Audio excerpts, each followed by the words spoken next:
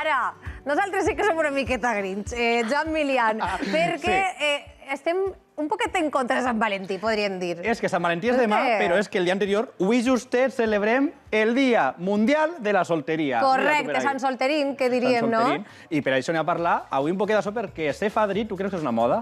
Jo crec que cada volta ens suportem menys. Ens suportem menys, això. No ho aguantem tant, no? En aguantar-nos a nosaltres mateixa crec que tenim suficient. Això també. Però, clar, ser fadrí té les seues conseqüències. Això anem a parlar durant el programa d'avui i anem a pantalla perquè tinc dades que això us ho deixen ben clar. Vinga, va, a veure, explica'm. El preguntava, ser fadrí està de moda? Anem a veure què ha passat des del 2002 fins ara. Mira com puja. Mare meua. Ara mateixa, a Espanya, més de 15.000 fadrins i fadrines. Molt bé, de categoria per a triar més. Mira, ahí estem. Escolta. Però mira, què te pareix? Una curva ben ascendent, i continua pujant, I continua pujant, veurem on arribem. La llibertat i la independència tira per davant. Estem parlant d'això de molta gent que ara elegeix el ser fadrí com a opció de vida, però és que això també té uns inconvenients, sobretot econòmics. I si no, mirem, primer, la vivenda.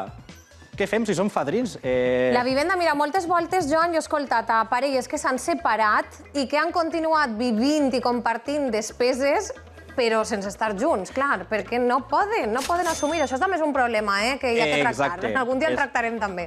És que és o compartir vivenda o moltes vegades ja no és això, sinó el rebuig per a una persona únicament.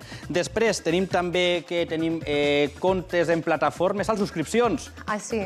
Per a una persona. Però això 6 eurets o 7, però anem sumant. Més val això que tindré alguna cosa que no t'apanya. Escolta.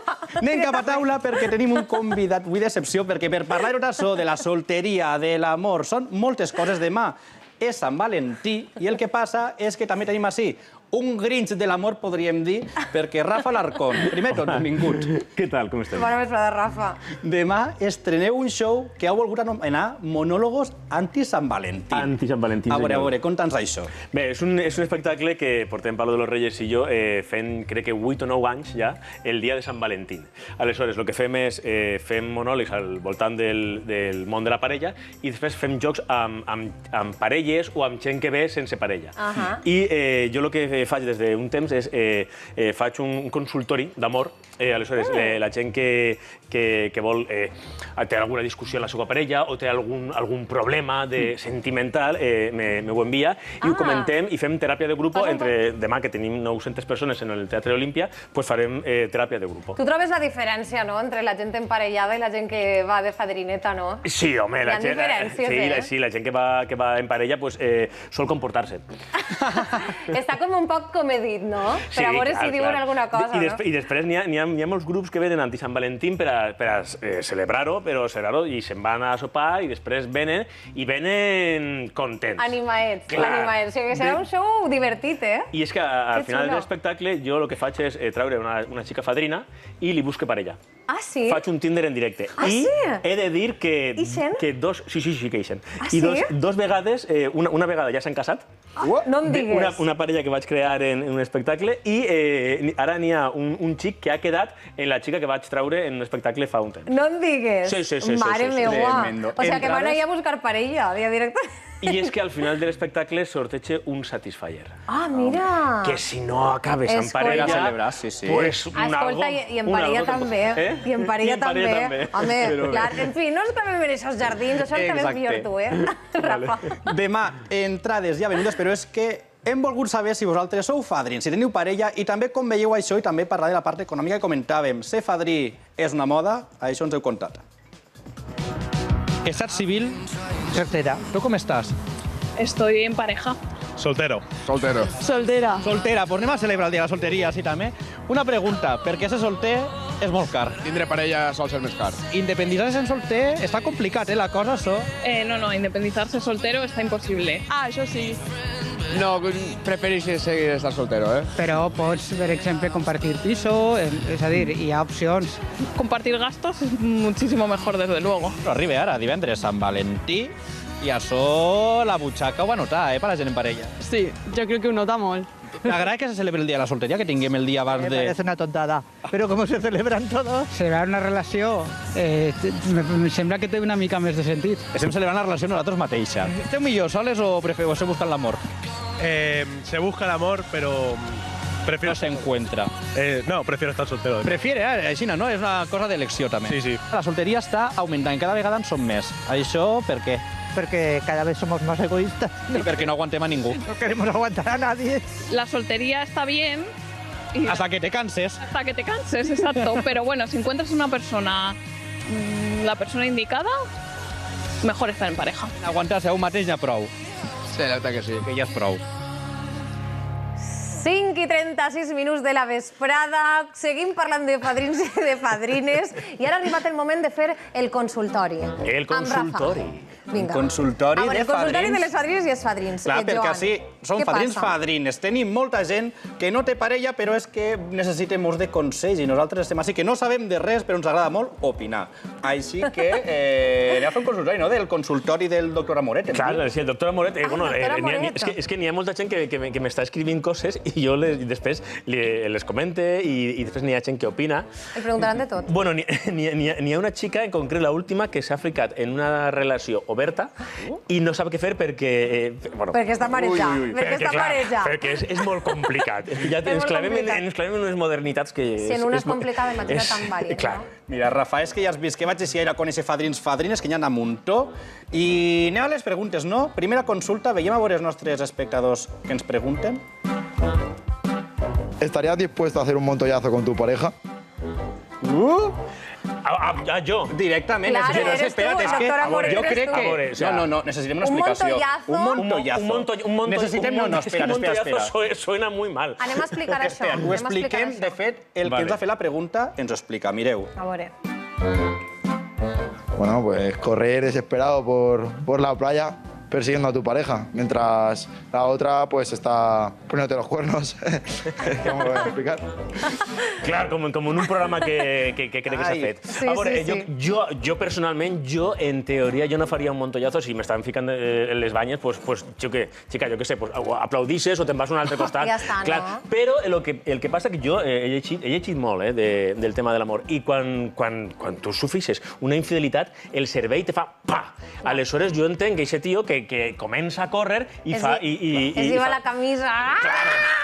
És que també, si tens eixos pectorals... També, però això ho fa. Si no ho tens, Però jo què això ho sé. fa, però això ho fa. Sense eixos pectorals jo no faria res d'això. Dia ell, me ha roto por dentro, m'has Claro. trencat per dins. És que, clar, Jo crec que s'ha roto por fuera. Però jo crec que el millor és el que has dit tu, deixar-ho córrer. Clar, és que... Perquè ahir, si no, ja li veig una miqueta tòxica la cosa, Que vagis darrere o que estigues agressiu, això ja posa un poc tòxica l'assumpte. De fet, mira, tenim més preguntes, més fadrines que tenen dubtes. A veure què ens pregunten. ¿Se puede considerar seria una relación de dos personas que solo les queden el cap de semana para dinar o para menjar lo que siga, pero que el resto de la semana no se vechen res? És que està A mi fotut, d'esta pregunta me fa molta gràcia per a dinar o per a menjar lo que siga. Què és lo que siga? Perquè depèn. Si només és a dinar... Mal. Però Mal. si menges alguna cosa més substanciosa, jo Igual crec que sí que es pot Igual considerar ahí sí. una relació sèria. Una relació sustentada sols en menjar sushi? No. No, sushi Ah, bueno. no, però bueno, depèn on fiques el sushi. Claro. I què consideres tu que és el sushi? Correcte. Jo crec que aquesta personeta parlava d'ell mateixa, Estava dolgut. No, i és Estava que dolgut. sí que és de veres que n'hi ha una cosa de moda ara, que és que n'hi ha gent que queda només el cap de setmana. Entre setmana cadascú va a la seua És i que això després... és superbé. És que és ideal. Això és perfecte, Clar. és la relació perfecta. Tu en tu casa, jo en la meva, ja el cap de setmana ja quedem, Perfecte. i si de cas. Exacte. I és que, Rafa, tinc més perfils, però un perfil diferent, perquè tinc per ahí una amiga que es considera ella farmacèutica de l'amor. I és que anem a parlar també de les novel·les rosa, perquè quan anem a la llibreria, moltes vegades, el llibrera pot ser un psicòleg en molts aspectes. I en aquest cas tenim amb nosaltres a vesprada a Eva Aguilar, llibrera. Bona vesprada, com estàs? Hola, bona vesprada. Moltes gràcies, molt bé. Conta'ns d'esta afirmació que em dius que et consideres farmacèutica de l'amor a la teua llibreria, quant té de cert? Bueno, yo creo que los libreros hoy en día recetamos libros en general, no solo de amor, de novela romántica, pero sí que es verdad que nuestra librería está muy especializada en el género y bueno, siempre tenemos ahí algunos clientes que entran y nos piden algunas novelas. Eva, i tu creus que les novel·les influïxen molt després a l'hora de tindre també aquest tipus de relacions? Ens afecten un poquet, igual com les pel·lícules Disney, no? Que es diu que tenim molts pardalets ahí al cap. Les novel·les també passa, no? Bueno, sí, yo creo que los libros al final nos ayudan un poco también a tener perspectiva, ¿no? La novela romántica yo creo que nos ayuda a evadirnos a veces de nuestros problemas, de la realidad, de disfrutar, porque al final sabemos que va a tener un final feliz y bueno, eso es lo que mucha gente busca a la hora de leer un libro, ¿no? Entonces, en ese aspecto, la novela romántica es sencilla porque tú sabes que te vas a encontrar un producto que al final te va a hacer disfrutar y va a pasar un buen rato. Clar, Iva, però moltes vegades ens fa unes expectatives que en la vida real no podem complir. A vegades la vida es pareix avorrida després de llegir aquestes fantasies. Pues no ha hecho daño 50 sombras de Grey. Correcte, ahí anàvem, ahí anàvem. Ha fet mal, Home. Que la gent està obsessionada. Clar, és que dius, no me replegues en l'helicòptero, què fas? Correcte, i hi ha altres coses. Hi ha altres coses. Que no pot ser, posem ahí el llistó molt alt. Hi ha altres coses que no podem dir ara. Eva, què passa amb això? Bueno, a ver, yo creo que hay de todo, ¿no? Dentro de la novela romántica es verdad que a lo mejor nos encontramos con personajes masculinos, sobre todo, que pensamos que son inalcanzables y demás, pero bueno, yo creo que también cada vez más los autores de novela romántica fidelizan mucho a sus personajes, ¿no? Los humanizan mucho. Entonces, yo creo que por eso también está arraigando mucho en la sociedad y en la gente joven, porque al final los protagonistas cada vez se parecen más a lo que podemos encontrar en la vida real. Bueno, luego, evidentemente, claro, a la hora de imaginarte una relación platónica y demás, pues si el chico está bien y es una alegría para ver, pues mucho mejor, ¿no? No vamos a escribir libros avorridos donde los protagonistas no nos gusten. Eva, les novel·les romàntiques han evolucionat moltíssim. Abans, evidentment, també estava molt més lligada a la cultura en aquest moment. Ara, afortunadament, les relacions estan un poquet més equitatives de l'home, de la dona o de més tipus de relacions, no? Home-home, homosexuals, hi ha de tot tipus. Per tant, també tu creus que la novel·la romàntica s'ha anat adaptant en el temps i la gent reclama això també? Claro, por supuesto. La novela romántica siempre es muy progresista, es muy rompedora, ¿no? Rompe moldes constantemente. Al final, los lectores mismos te lo demandan y claro que sí, es muy abierta en todos los sentidos y yo creo que eso es muy positivo porque sobre todo es verdad que su lector fundamental, no todo, porque es verdad que se ha extendido mucho y la gente mayor también lee novela romántica, pero tenemos un grupo de jóvenes de la sociedad que leen muchísima novela de amor, ¿no? Entonces, al final es muy positivo que las novelas puedan incluir a todos los colectivos y todo tipo de temáticas. Clar que sí, i tant. Hi ha que fer-ho, que és una bona funció. En fi, Eva, moltíssimes gràcies per atendre'ns i per parlar-nos una miqueta més sobre la novel·la moderna, romàntica, rosa, com li vulguis dir, que a nosaltres ens encanta també, que som romàntics al final. Pues eso está muy bien, que el amor vaya fluyendo. Muchas gracias a vosotros. Moltes gràcies, Eva.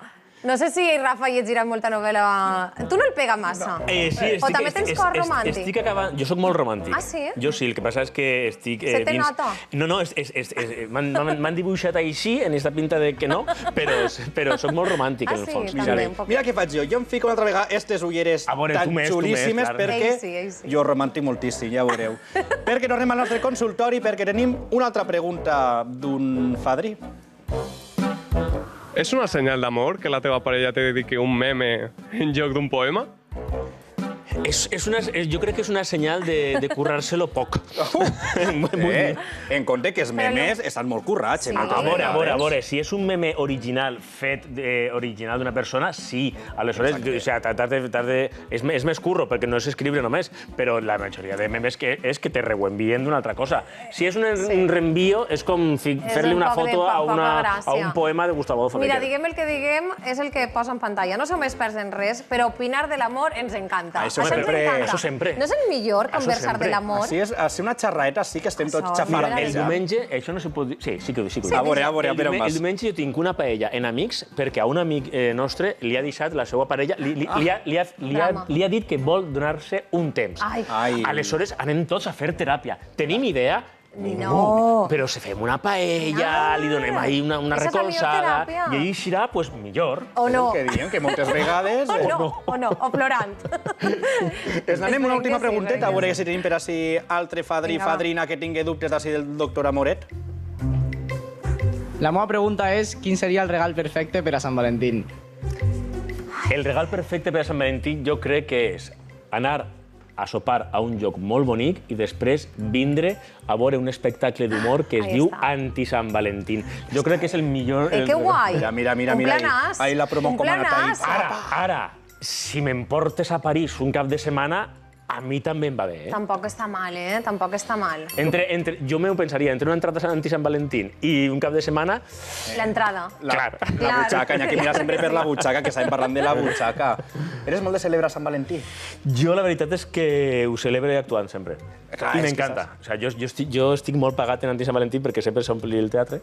I perquè a més és l'amor que tu el mou també, no? L'amor per l'humor... I és la passió que jo tinc. I després, bueno, t'he dit que l'any passat crec que en Anti-Sant Valentín dos parelles es van declarar i van demanar matrimoni a la seva parella. Un d'ells s'han casat i l'altre ja s'ha separat. Ja sabeu, si voleu casar-vos, aneu a veure este espectacle que és Anti-Sant Valentí. Anti-Sant Valentí, de Rafa Alarcón. També he demanat que si n'hi ha gent que no s'atrevís i vol deixar a la seva parella, també me pot demanar que jo li... Pot fer tot realitat. Totes, amor, hem començat així, molt grinch de l'amor, però crec, Àlex, que haurem d'anar també a l'espectacle nosaltres. Correcte, clar que sí. En fi, Rafa Alarcón, moltíssimes gràcies per vindre, que anirà de categoria i de segur que en cases a 2 o 3 més en l'espectacle de demà. O no. I a celebrar l'amor.